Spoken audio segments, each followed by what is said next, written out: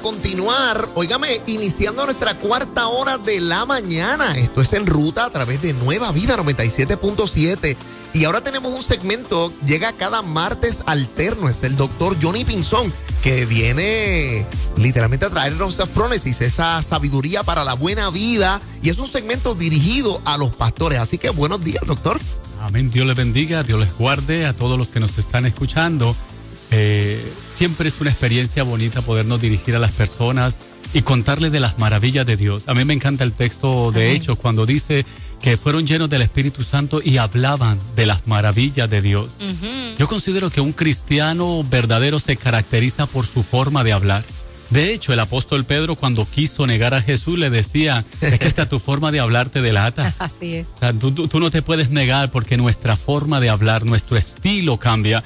Y hoy quisiera hablarle nuevamente a los pastores, hablando directamente al hogar pastoral. Wow. ¿Cómo se relaciona el hogar pastoral con mi vivencia o mi práctica como pastor? A veces nosotros en los afanes nos ocupamos tanto como Marta, tanto del quehacer, de la vida, del trabajo, de la iglesia, porque tiene unas implicaciones extremadamente exigentes. Y se nos olvida no solamente que somos humanos, sino que hay personas que esperan por nosotros. Así que hay personas que están hace rato con su mirada fija en nosotros y nosotros distraídos en la vida se nos olvida que la primera iglesia que necesitamos pastorear es a nuestra propia casa. Wow. Así que el tema de hoy es gobernando mi casa con sabiduría. El llamado pastoral es uno de los más grandes y retantes compromisos espirituales por las implicaciones que tiene en términos de la eternidad de las personas.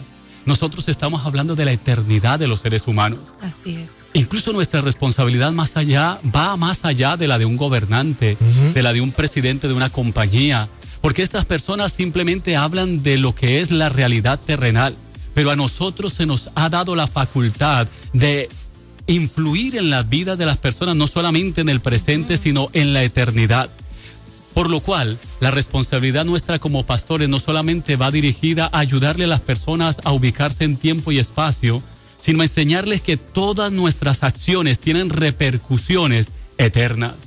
Cuando nosotros comprendemos tal realidad que dice el libro de Corintios, Primera de Corintios capítulo 3, nos habla de los colaboradores de Dios.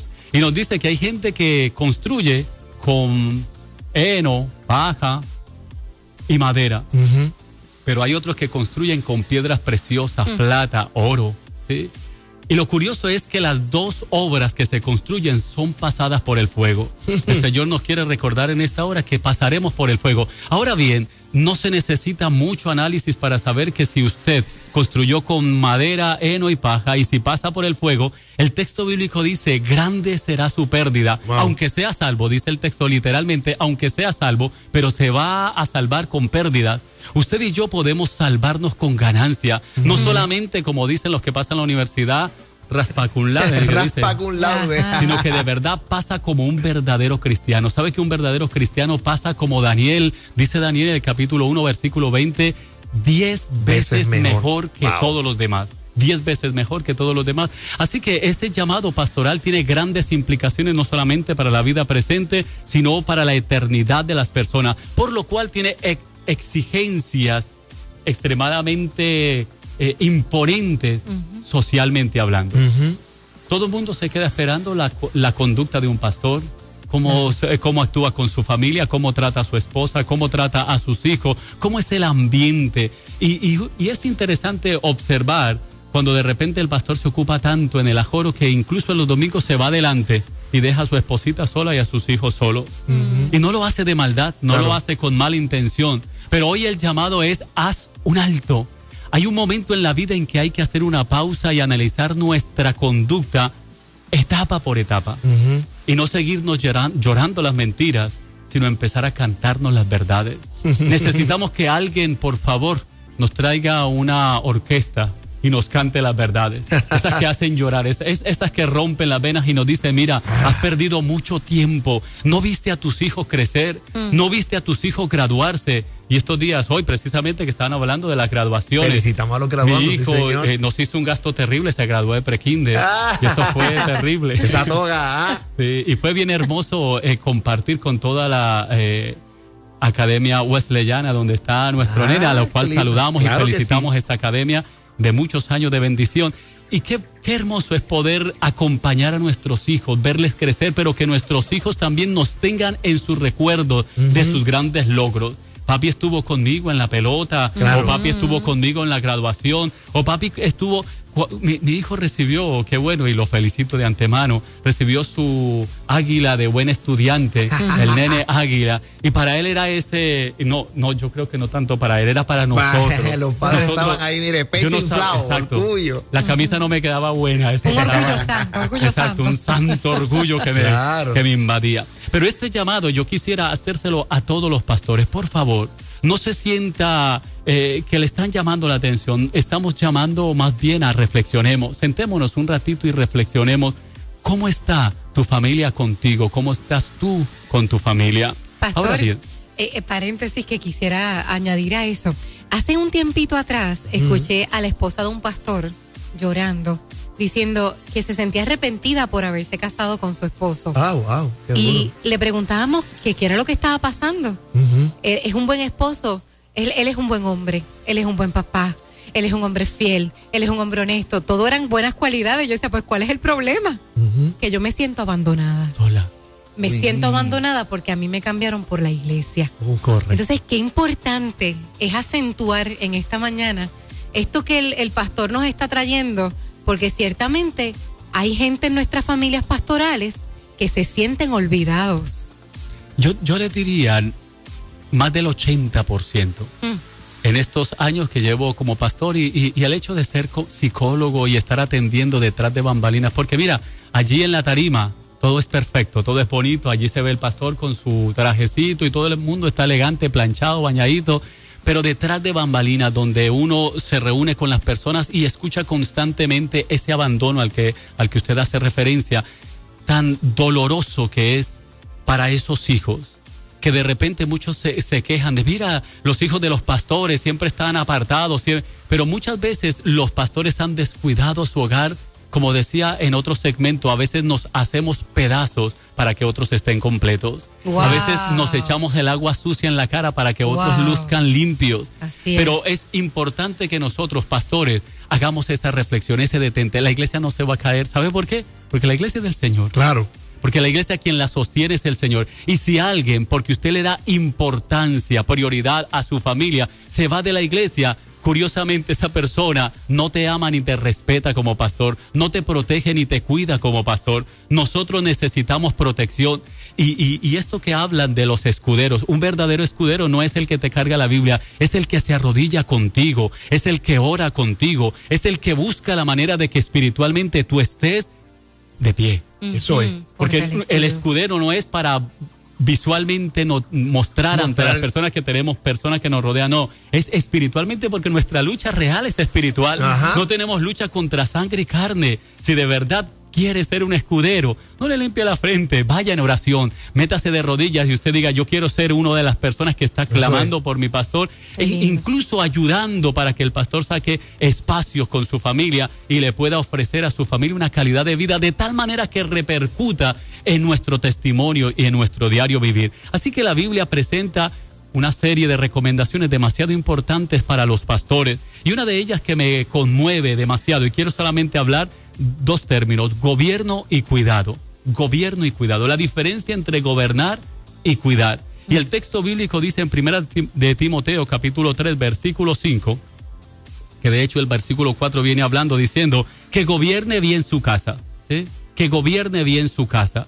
Escucha esto, estamos utilizando dos términos, gobierno y cuidado. Y cuando utiliza el término gobernar, se refiere a la casa, a su hogar, a su familia, que gobierne bien su casa. Y el apóstol es puntual cuando dice, pues si no sabe gobernar su casa, ¿cómo cuidará la iglesia del Señor? Aquí cambia el concepto, aquí no gobernará. El que gobierna la iglesia es el Señor. Wow. El que cuida, poderoso. El que gobierna la casa somos nosotros. Hemos visto lamentablemente ese cambio de roles, y ahí es donde nosotros los pastores podemos irnos contra el mundo.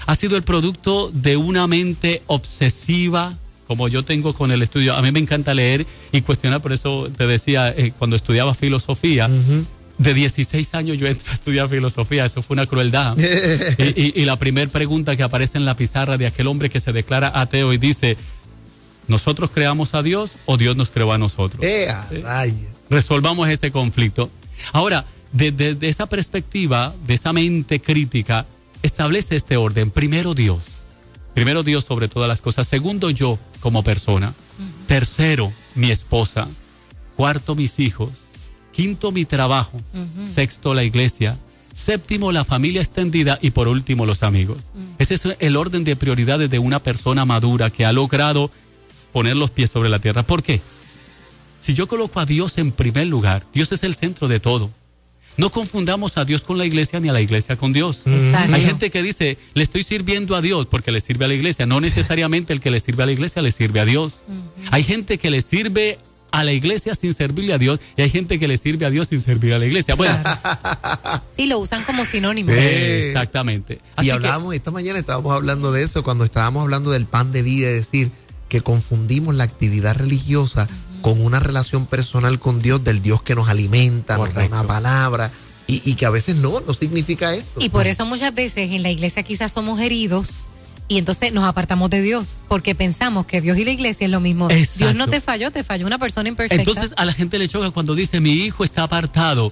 Y yo, ¿de la iglesia o de Dios? Y como que les llama la atención, porque nunca habían pensado de que apartarse de la iglesia no necesariamente era apartarse de Dios. No, con esto estamos dando licencia rienda para que se aparte de la iglesia, porque con mucha seguridad todo es consecuencia. La gente se empieza a apartar de la iglesia no porque está feliz con Dios y contento con todo el mundo. Empieza a llenarse de motivos y esos motivos terminan, después de sacarlo de la iglesia, alejarlo de Dios. Eso sí, eso es una lógica. Primero Dios sobre todas las cosas. Segundo yo necesito resolver y organizar mis issues personales. Por eso es que la Biblia presenta el fruto del Espíritu diciendo, empieza con amor, gozo y paz. Estos tres principios son personales. Luego dice paciencia, benignidad, bondad. Estos tres principios son sociales. Y luego dice fe, mansedumbre y templanza. Estos tres principios son espirituales. Así que estamos hablando de que todo empieza por casa. Y siempre le digo a la gente, colóquese la mano en su frente y diga, es hora de que el juicio comience por casa. El juicio, aquí el juicio. Cuando una persona anda, como dice el puertorriqueño, al garete, se puede decir que esa persona perdió el juicio. Y es hora de que el juicio comience por casa. Así que cuando el pastor empieza a gobernar su casa, entonces le queda mucho más fácil cuidar la iglesia. El texto continúa diciendo que tenga a sus hijos en sujeción. Mira, esto es una línea doble. Esto es una vía de doble línea. ¿Sí? Los hijos deben honrar a sus padres. Ese es un principio, de hecho, es el único mandamiento con promesa para que seas de larga vida. Debes honrar a sus padres. Hijos que me están escuchando, que quizás son hijos de líderes o pastores. Usted no sabe que su actitud rebelde hace lucir mal el llamado y el ministerio de sus padres. Esa gente que usted dice que ama, demuéstreselo. Honre a sus padres. No los haga lucir mal en su ministerio. Los pastores sufren porque de repente tienen a hijos rebeldes que dañan la imagen del ministerio. Y a veces uno mismo se siente, wow, no sé cómo hablar. Hay muchos pastores que me dicen, yo no sé qué hablar de la familia porque automáticamente la gente me va a señalar por mis hijos o por mis hijas. Y yo invito a los líderes, a sus hijos, a que de repente, como dicen en mi país, se coloque la mano en el considere, ¿sí? Se coloque la mano en el corazón y observe cómo su comportamiento puede afectar. Si hay issues, procuren sanarlos, no arrastre estas heridas. Que si el pastor cometió el error de dejarles en un segundo lugar, acerquémonos como familia, procuremos sanar. El mundo necesita familias sanas. Las familias sanas constituyen iglesias fuertes. ¿Queremos una iglesia fuerte? Sanemos la familia. Las familias sanas, por ende, traen iglesias fuertes. Así que si nosotros amamos al Señor, procuremos reunirnos, recogernos y sanemos las heridas que han venido lacerando el corazón de los pastores y de los hijos de los pastores y de las esposas de los pastores que quizás se sienten desoladas, abandonadas. Es hora de recogernos y es hora de observar cómo está el gobierno de nuestra casa. Entonces, si gobernamos bien nuestra casa, podremos hacerlo más sencillo, que es cuidar la iglesia del Señor. La escritura siempre es muy clara. En el versículo 4 dice, gobierne bien su casa antes de cuidar la iglesia. No dice, gobierne bien la iglesia antes de cuidar su casa. Siempre. No gobernemos la iglesia. Cuidemos la iglesia y gobernemos nuestra casa. En otras palabras, ya vamos cerrando. Yo quisiera invitar a los pastores a que de repente un día, saquen un día. La iglesia no se va a caer. Su ministerio no se va a acabar. Si lo señalan, esté dispuesto a recibir el señalamiento. Recójase con su familia, vaya a un restaurantito.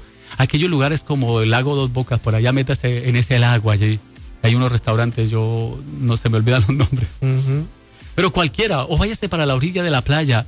Si necesita pedirle perdón a su esposa y a sus hijos, porque quizá no les dio la prioridad, el tiempo, porque quizá no había entendido esta palabra de lo importante que es empezar por casa, todavía hay tiempo. Todavía hay tiempo. Hay gente que se quiere meter en la tumba de sus padres porque el sentimiento de culpa no los deja. No aumente más culpa. Libérese de las cargas. La vida de por sí no es fácil, como decía Salomón. Esta vida es una vanidad. Esta vida es oropel. Esta vida es pasajera. Pero lo que realmente queda es que usted viva la vida con sabiduría. Sabiduría significa el arte de gobernar su propia vida. Eso es sabiduría. Gobierna tu vida, recógete, analiza tu conducta, tu comportamiento. Ama a la gente que dice que ama con palabras. Ámala con palabras, ámala con actitudes, ámala con expresiones. Y que Dios permita que todo lo que nosotros decimos por estas ondas radiales llegue al corazón de muchas personas y que el Espíritu de Dios intervenga sobre las vidas de nuestros líderes, de nuestros pastores. Sanemos la familia y obtendremos iglesia fuerte. Amén, qué lindo. Sabes que me llama mucho la atención cuando Pablo decía, ¿de qué me vale ser heraldo de muchos y que mi alma se pierda? Wow. Y mi esposo y yo hemos decidido algo muy personal en ese plano de poder pastorear y cuidar a la gente. Que nuestro ministerio sea una extensión de lo saludable que está nuestra relación. Perfecto. O sea, ¿cómo yo voy a ministrar paz? Pues no. Que en mi casa haya paz y como uno de los frutos de quienes nosotros somos, tocamos a la gente con paz. Qué importante es cuando cambiamos las prioridades. El núcleo está sano, sanamos. El núcleo está gozoso, enseña gozo. Correcto. Pero no puede ser algo compartamentalizado. Así que, bueno, a todos esos... Solo los amados aman y solo los libres liberan. Amén. Solo los amados aman y solo los libres liberan. Amén. Así que a gobernar nuestra casa y a cuidar la iglesia. Doctor Pinzón, cuénteme, ¿cómo la gente se puede comunicar con usted? Se puede comunicar con nosotros a los teléfonos 787-532-3549. 787-532-3549 y 787-636-2468. Nos encantaría recibir su llamada, atenderles, recibirles en nuestras oficinas. El compañero de Emaús, ofrecemos todo tipo de terapia, todo tipo de evaluación y estamos dispuestos a visitar diferentes lugares que nos invitan para dar talleres, hogares, familia, todo lo que Dios nos permita hacer para su gloria. Quédese con nosotros, esto es